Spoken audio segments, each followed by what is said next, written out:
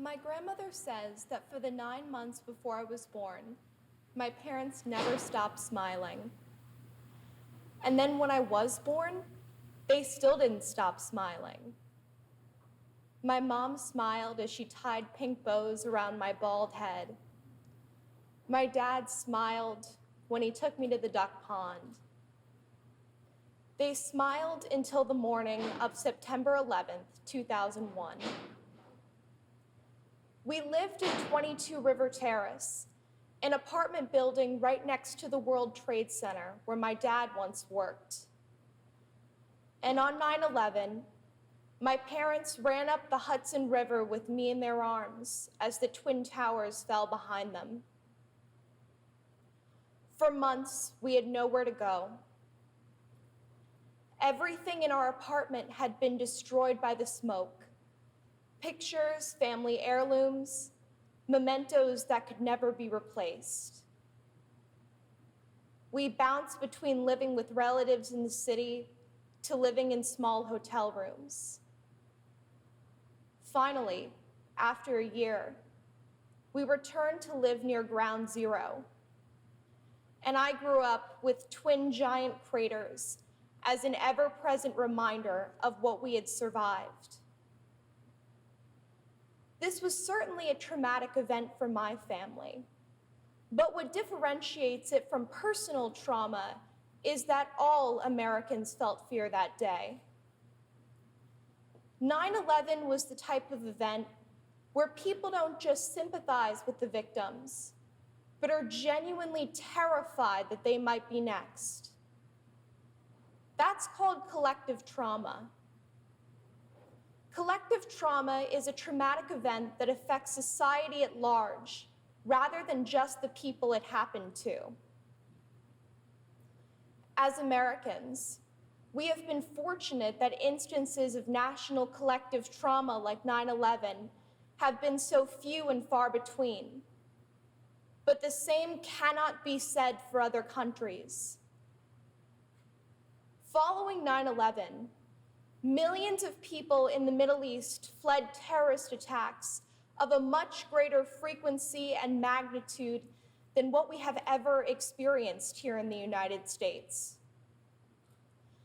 I remember I was talking to my dad about the 2015 Syrian refugee crisis, and he said to me, "Nobody knows better than our family what it is to have your neighborhood bombed to pieces."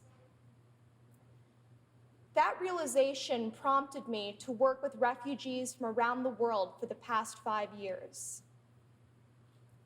As a part of that work, I recently conducted research into refugees' collective trauma and how it relates to the current national and international collective trauma of COVID-19. There's no ignoring the immense pain and loss the whole world has suffered as a result of this pandemic. And that level of loss can leave permanent scars, much like being forced to flee your home due to war and violence can. For that reason, it's not surprising that up to 86% of refugees develop PTSD.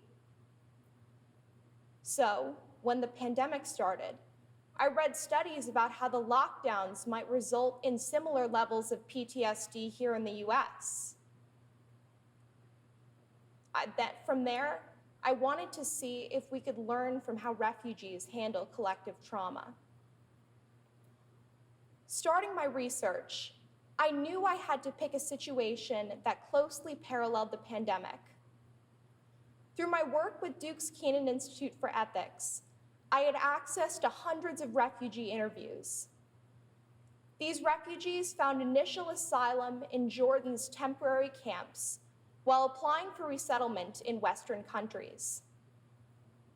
Like us during the pandemic, they had been suddenly cut off from their community-based support systems. Like us during the pandemic, these refugees were trapped in purgatory, caught between yearning for what was and feeling uncertain about the future.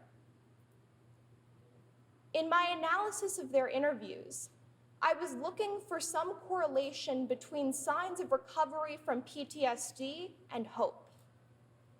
Specifically, I used what's called a post-traumatic growth indicator to score each transcript for signs of trauma recovery. I then cross-referenced these scores with whether each participant described themselves as hopeful or hopeless.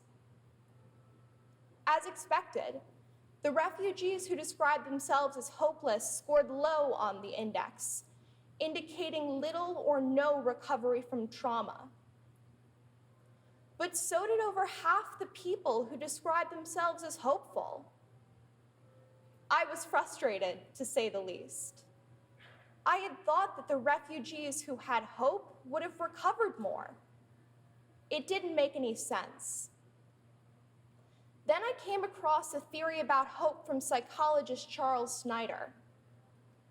To paraphrase, Snyder theorizes that authentic hope must be forward-thinking. I had been thinking about hope all wrong. I didn't realize that there are two kinds of hope. One that's focused on recreating the past, and another that seeks to manifest a new future.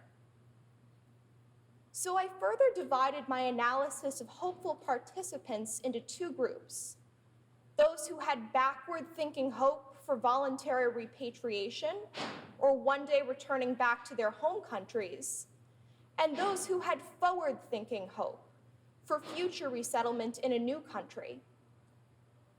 Once I put their post-traumatic growth scores into these two groups, it became clear that from a psychological perspective, forward-thinking hope is the key to recovering from collective trauma. Conversely, the refugees who hoped to go back to what was familiar had scores as low as those who described themselves as hopeless.